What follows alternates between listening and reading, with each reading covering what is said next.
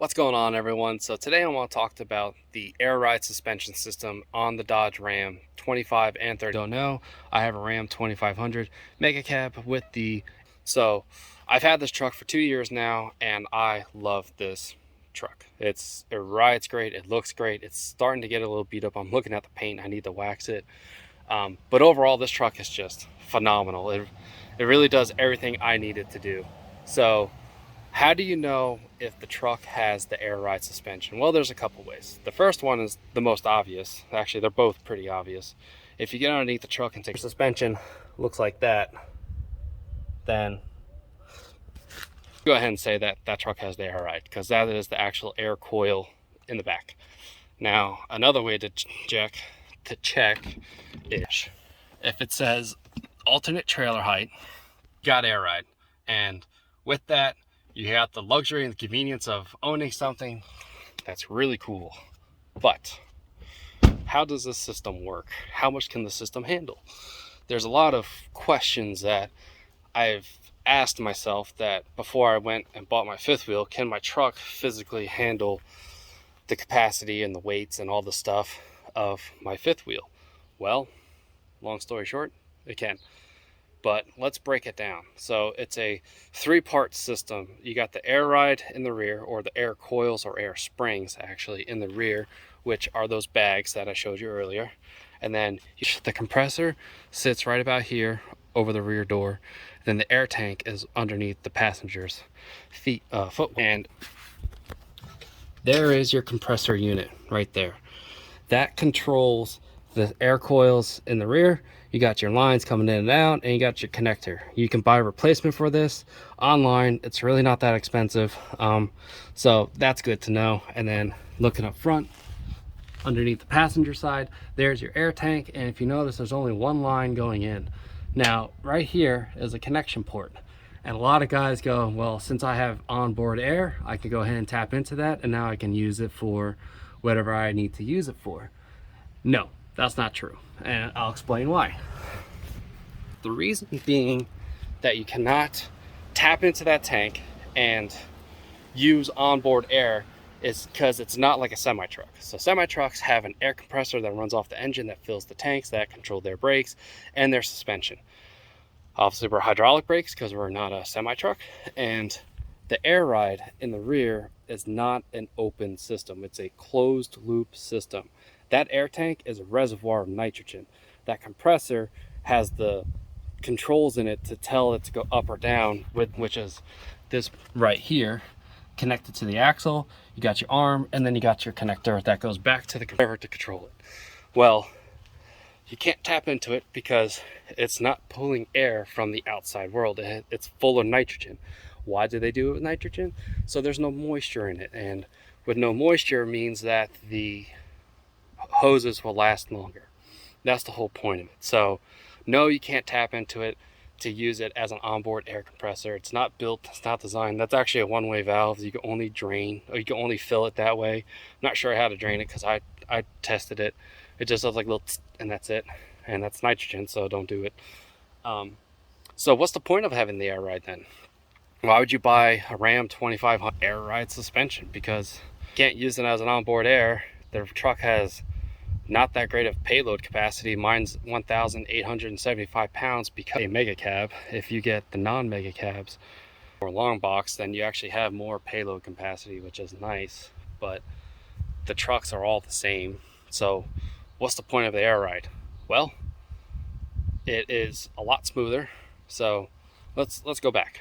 The 2500s have two suspension options. They got the air ride suspension, and then they got the coil suspension. The coil suspension is like a car, and it's soft and it rides nice, but it's terrible for loading weight onto it. Pulling a trailer, putting stuff in the bed, the truck will squat, and you'll definitely have that nice little what's it called, North Carolina lean to it. With the air ride, it's always leveled, and it always keeps it level with those controls in the back and the compressor. It's always making sure that the truck is riding level and straight. So that's nice. It rides really smooth. With that ride, loaded or unloaded, it's kind of hard to tell. And the biggest thing that just for the 2500s, and I'll explain on 35s in a minute, you have a 4-link suspension system from the factory. So what that means is that you can actually upgrade those air springs to something else and not have to worry about doing a 4-link suspension. So you just saved yourself about $4,000 in parts. Nice little nugget to know. That's on all 2500s, so that's either coil or air ride. Now going into the 3500s, you have 2 suspension options as well. You have the conventional, which is the leaf spring, and then you have the air ride as well.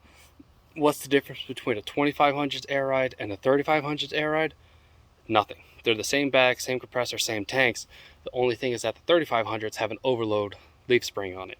So you'll still have one leaf that is connected to the axle and sits on the, or connects or rides on the frame, but the airbag itself is the exact same. So with that, if you get the 3500, you get the higher GVWR, which is 14,000 pounds, which gives you the higher payload capacity, which is I don't know, I think like 4,000 pounds. So how can this truck actually hold then, without stressing the truck out? Now paper wise, I can only haul 1,875 pounds or 10,000 pounds on all tires, or all tires holding up 10,000 pounds total. So what is the actual capability of this system? Well, there's on the forums, the common denominator that I'm finding, or the common pounds, is 3,000 pounds. If you have 3,000 pounds in the bed of the truck will still handle it, but you'll get a light on the dash that's saying overload springs, overloading the springs or overload springs. And with that, the operation does not work, which means that when you press that alternate trail height button, it raises and lowers the truck an inch. So when that light is on, it will not do that. It's basically locked into position. So if you have like a little bit of lean into it, it's not going to try to bump it up and level it out. It's just going to hold pressure. I guess it's like, think about like the switch or the valve just like shutting and staying shut and not moving. And that's how I understand how that works.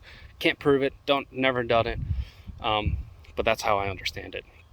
Now, if you want to have a 2500, so let's even go back. Why would you want to go with a 2500 air ride versus a 3500 air ride, and you get that extra payload capacity and GVWR? Well, it kind of comes down to registration. I live in Texas, and the registration here on is not too bad. I think it's like $40 for my truck, and when I had that 450, it was $90. So a little more than double. So not breaking the bank, but it is double the registration. So, but with the 2500s, since you have a 10,000 GVWR, your registration's less, and you're also less likely to draw attention to yourself if you're doing this commercially.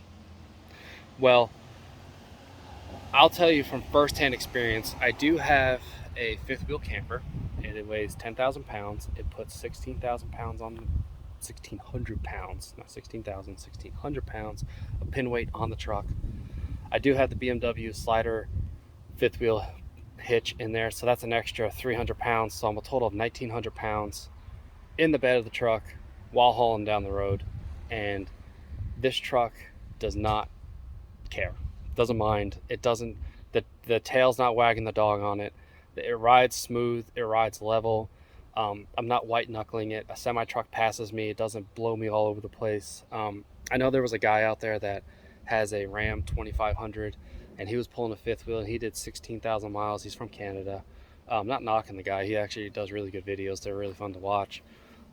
He's actually one of the reasons why I went ahead and did a fifth wheel instead of a bumper pull, because I always wanted a fifth wheel.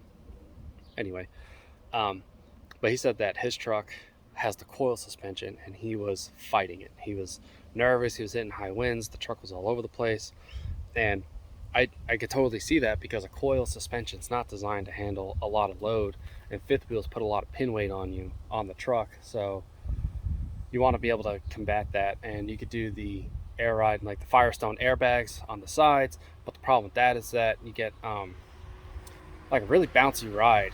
It rides like crap when it's unloaded, because you have to keep 5 pounds of pressure in the bag, and that bag is just going back there flexing. So it's not a good, it's an option. It's not an option that I would like to have.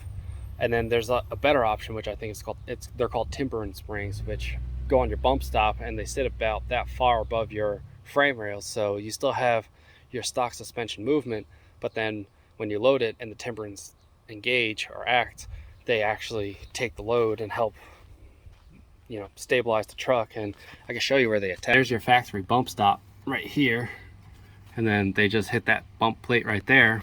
But you know, I don't have to do it. I have the air ride. I press buttons and the truck goes up and down and helps me load and unload the trailer. It's really convenient. I'm going to show you how to operate the system in another video, but I just want to give a overview of this system from the research that I've done, because I couldn't find it in a one spot. Nobody could tell me really what happens, and this is what I can find, what I figured out, and this is what I found. So hope this video was informal.